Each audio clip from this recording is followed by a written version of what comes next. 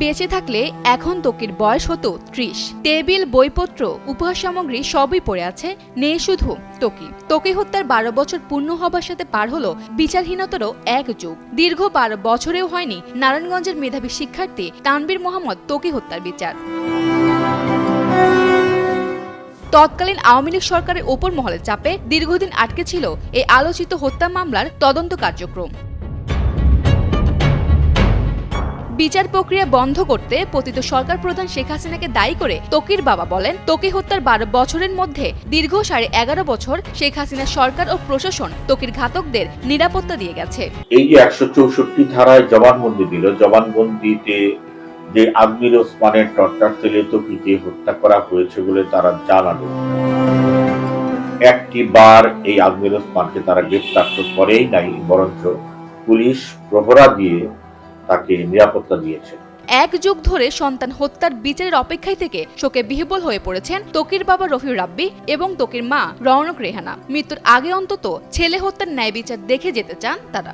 হত্যাকাণ্ডের সাথে যারা জড়িত, মূল ব্যক্তি যারা, অপরাধী যারা, তার দেশ ছেড়ে পালিয়ে গেছে। এবং এই যে ৫ই আগস্টে শেখ হাসিনা পালিয়ে যাওয়ার পরে, সরকার পরিবর্তনের পরে অন্তর্বর্তীকালীন এই সরকারের সদিচ্ছার কারণেই বলা চলে যে এই মামলাটা আবার গতি পেয়েছে।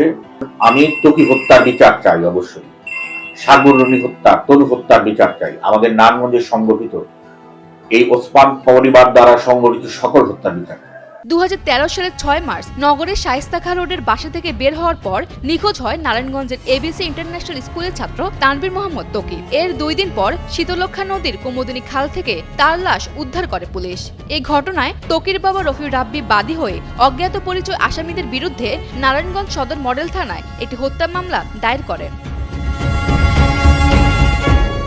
একই বছরের ১২ নভেম্বর আজমির ওসমানের সহযোগী সুলতান শওকত ভ্রমর আদালতে ১৬৪ ধারায় স্বীকারোক্তিমূলক জবানবন্দিতে বলেন, আজমির ওসমানের নেতৃত্বে ত্বকিকে অপহরণের পর হত্যা করা হয়। তদন্তকারী সংস্থা র‍্যাব সংবাদ সম্মেলন করে জানায়, নারায়ণগঞ্জের ওসমান পরিবারের নির্দেশে তাদেরই টর্চার সেলে ১১ জন মিলে ত্বকিকে হত্যা করেছে। অচিরেই তারা অভিযোগপত্র আদালতে পেশ করবে, কিন্তু সেই অভিযোগপত্র আজও পেশ করা হয়নি। ত্বকির মামলার আইনজীবী অ্যাডভোকেট প্রদীপ ঘোষ বাবু জানান, দীর্ঘ ১১ বছর এ হত্যাকাণ্ডের তদন্ত কাজ বন্ধ ছিল। ৫ আগস্টের পর নতুন করে ৬ জন গ্রেপ্তার হয়েছে। প্রথমে অগ্রগতি দেখা গেলেও পরে আবার যেন সবকিছু চুপচাপ।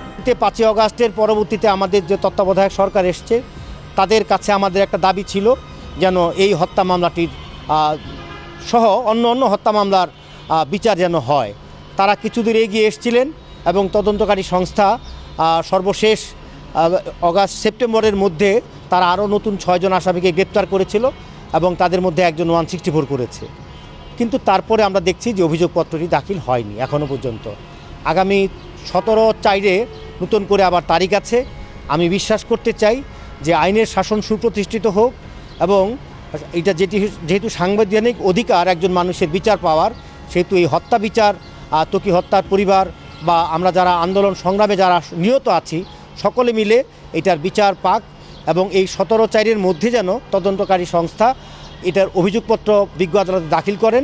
অন্যদিকে র‍্যাব ১১ এর বর্তমান অধিনায়ক lieutenant colonel SM. Sajjad Hossain বলেন, এই মামলার তদন্ত চলমান রয়েছে, ধীরগতির কোনো সুযোগ নেই। বর্তমানে আমাদের উপর চাপের কোনো প্রশ্নই আসে না। তদন্ত শেষ হওয়ার পর বাদী যখন সন্তোষ প্রকাশ করবেন, তখনই চার্জশিট জমা দেওয়া হবে।